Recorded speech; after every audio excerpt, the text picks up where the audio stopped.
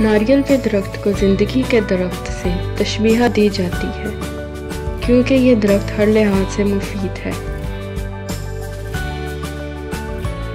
اس کا پھل، ٹہنیاں، لکڑی کہیں نہ کہیں ہمارے لیے کارگر ثابت ہو رہے ہوتے ہیں۔ ناریل کی افادیت سے انکار کرنا ناممکن ہے۔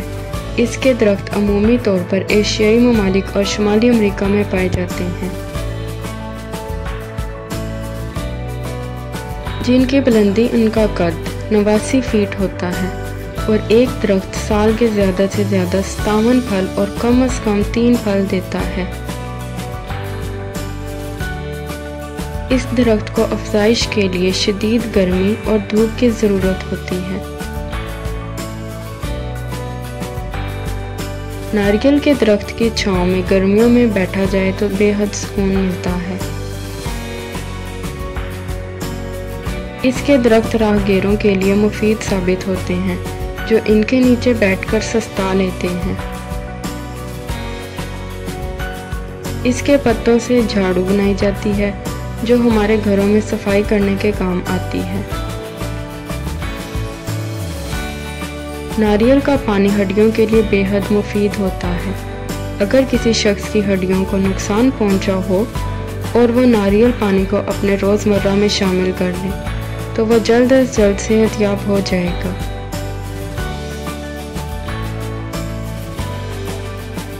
ناریل کے اندر موجود گودے سے تیل پاؤڈر بنانے کے ساتھ دودھ میں شامل کر کے ناریل دودھ بنایا جاتا ہے۔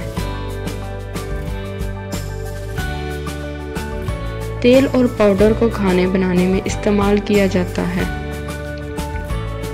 ناریل کے تیل کو لوگ عمومی طور پر گرمیوں میں بالوں میں لگاتے ہیں تاکہ بالوں کی خوبصورتی کو برقرار رکھا جا سکے۔ یوں تو ناریل ہمارے لیے صرف ایک پھل کی حیثیت رکھتا ہے،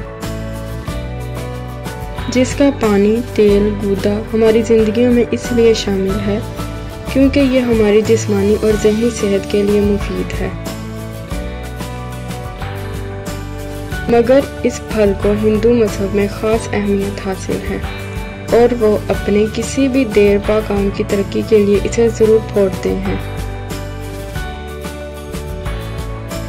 جس سے ناریل کی عقیدت واضح ہوتی ہے۔ آپ کو بھی موقع ملے تو ناریل پانی ضرور پئیں اور کھوپڑا بھی ضرور کھائیں کیونکہ یہ صحت کے لیے بہت ضروری ہے۔